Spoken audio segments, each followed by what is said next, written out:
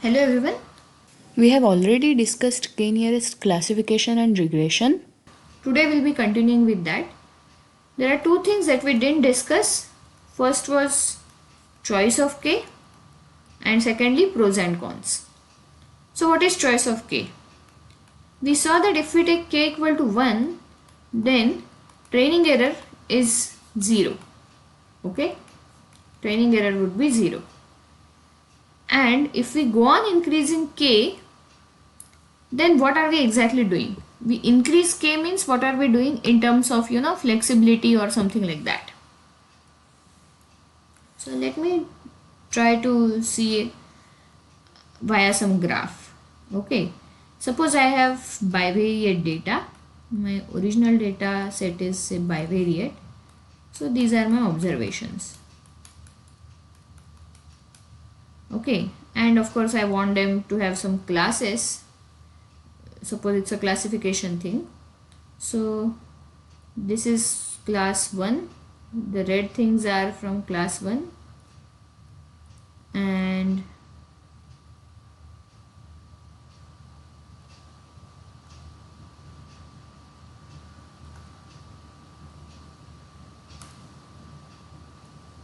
so the green things are from class 2. Okay, so these are observations from class 2, these are observations from class 1. Now when you take k equal to 1, training error is 0. So basically you are fitting a model which is catering completely to every observation. Okay, now this is suppose a new observation whose class you are interested in predicting. Okay, you are interested in predicting class of this observation. When you take small k, you are focusing on a nearby region, but as you increase k, you take in more and more observation. So now imagine the regression situation. In regression, we saw that initially when your flexibility of a model is less, you kind of have a common thing for everyone. And then as you increase flexibility, you go closer and closer to those points. Right? Something similar happens here. When you take k equal to 1, your model is extremely flexible. That's why your training error is 0. Okay, you are actually overfitting. Okay. As you increase k, what happens? So see, I have one observation here. Suppose I have another observation here. If I have a small k, then the points on which the final conclusion is based, the prediction is based, are mostly different.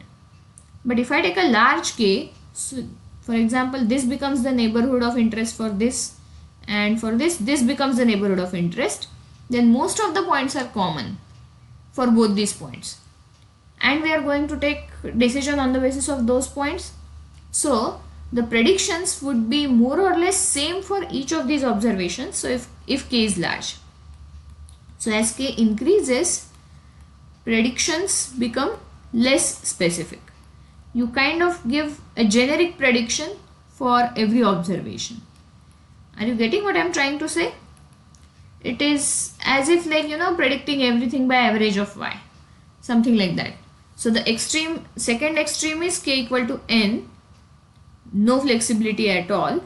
So k equal to n means what happens?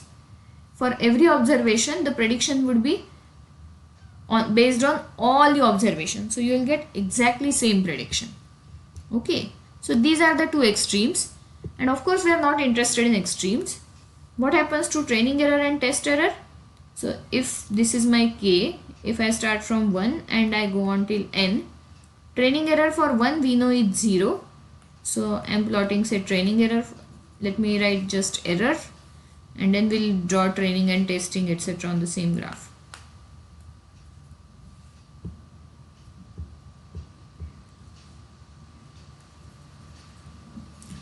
So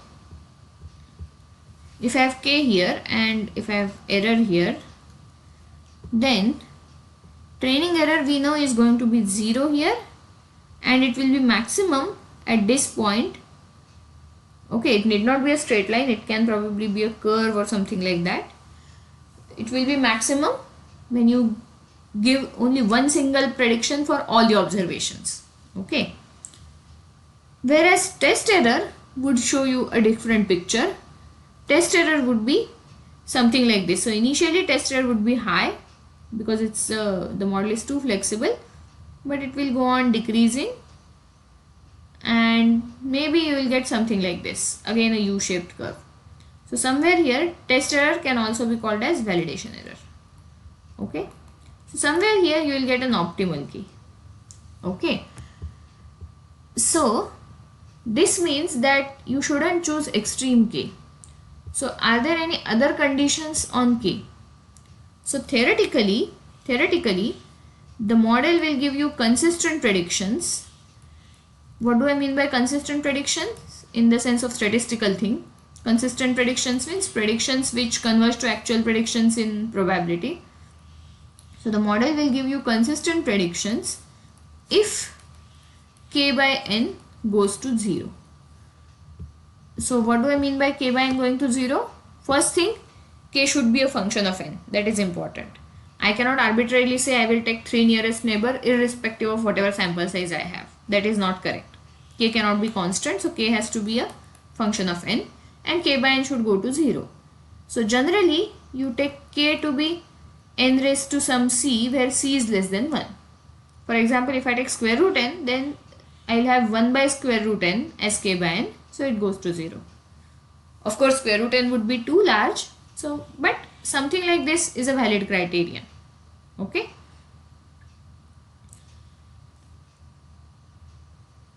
Okay. Another thing, even 10% of n or 20% of n is also ideally not a valid criterion, because 10% of n would mean k equal to 0.1 n by n, so this goes to a constant. This doesn't constant which is not 0. Okay, so ideally k should be something like this. Okay, this is important. In k nearest neighbor regression or k nearest neighbor classification, your k should be a function of n and generally some power of n with the exponent less than 1. Okay, now the second thing, what are cons and pros? So pros we saw, it's very intuitive and easy to code, doesn't require much iterative algorithms or anything. Of course it's going to have cons, nothing is perfect, right? Now for cons, let me see what happens. Okay, so suppose my n is 100. Let us take one example. N is 100, okay, and I am going to take k equal to square root n, suppose. So my k is 10.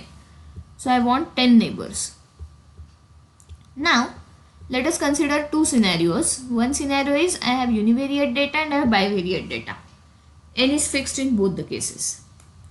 So what happens if I have univariate data and what happens when I have bivariate data? In univariate data, let us assume that my observations are coming from 0, 1, and let us assume that I am in my y is say binary. Okay, the response variable is binary. Observations are coming from 0, 1. This is suppose a new observation for which I want to predict things. Okay, so this is a new observation, say x new, for which I want to predict things. Now to predict things I need 10 neighbors, right? So how much distance do I need to travel in both the directions to get 10 neighbors? The total distance is 1 unit and we are assuming uniform distribution. So I need to have an interval of length 1 by 10 to get roughly 10 neighbors. 1 by 10 means the distance on either side is going to be 1 by 20, 1 by 20. Okay, so basically the distance between x new and the neighbors that we consider in prediction, so the maximum distance is roughly going to be somewhere around 0.05. 1 by 20 is 0.05. Okay, now let me go to the bivariate scenario. And in bivariate, let me assume that x1, x2 both are uniform 0, 1. Okay, so I have 0 here, 1 here, 1 here. So my data is roughly located in this square. Okay, and this is suppose my observation of interest. So this is my x vector nu. Okay, now my total area of this square is 1. So to get roughly 10 neighbors, I need to cover roughly 10% of the area. That is, area should be 1 by 10. Area of a square that I draw around this, or circle that I draw around this, should be 1 by 10. Circle if I consider Euclidean distance, square if I consider Manhattan distance. I'm sure you must have seen how the neighborhoods, shape of the neighborhoods changes as you change the distance. Okay. If you can't recall, go check your real analysis notebooks.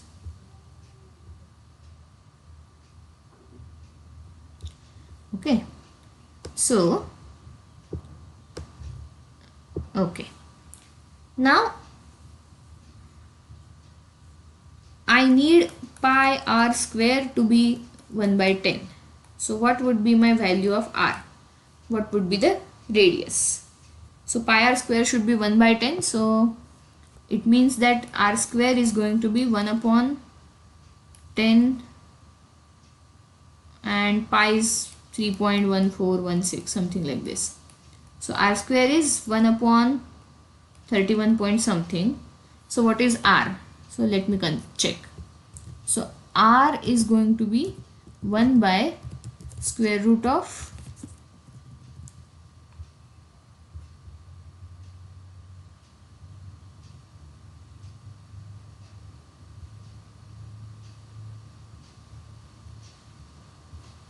1 by square root of pi into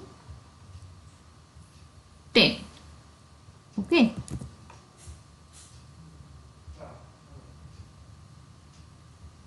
So what is r? See, r is 0.17. R is 0.17 means what?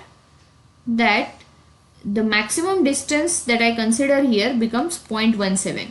So here it was 0.05, now it became 0.17. As my p increases, this is going to increase further. Okay. So what does it mean? It means that as my p increases, the neighbors that I am considering, they are now at a distance longer than the distance that I had when p was small. So as p increases, the neighbors actually go away from the point of interest. Hence, in real sense, they may not even be neighbors, because if they are too much away, their y values may not be good predictor for the y values of the point of interest. So this is an important point. This is important con of k-nearest neighborhood. So this is actually similar to what we had in multivariate, curse of dimensionality. Okay. So as p increases, your neighbors, so-called neighbors, are not really neighbors, and hence they are going to affect your prediction badly, because now you are going to consider those objects which are not really as similar as you would expect them to be in prediction. Okay, you getting my point?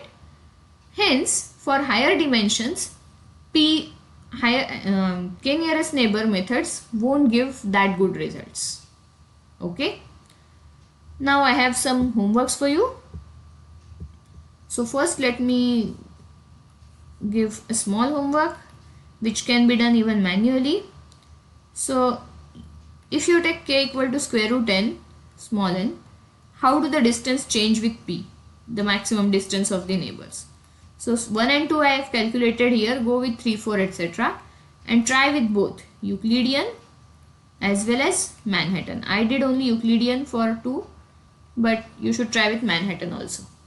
Okay, and try to see how these things change. And now the second homework is, I hope yesterday you tried to write down the codes for k-nearest neighbor. So now the second homework is try 5-fold cross validation in k-nearest neighbor method to choose optimal k.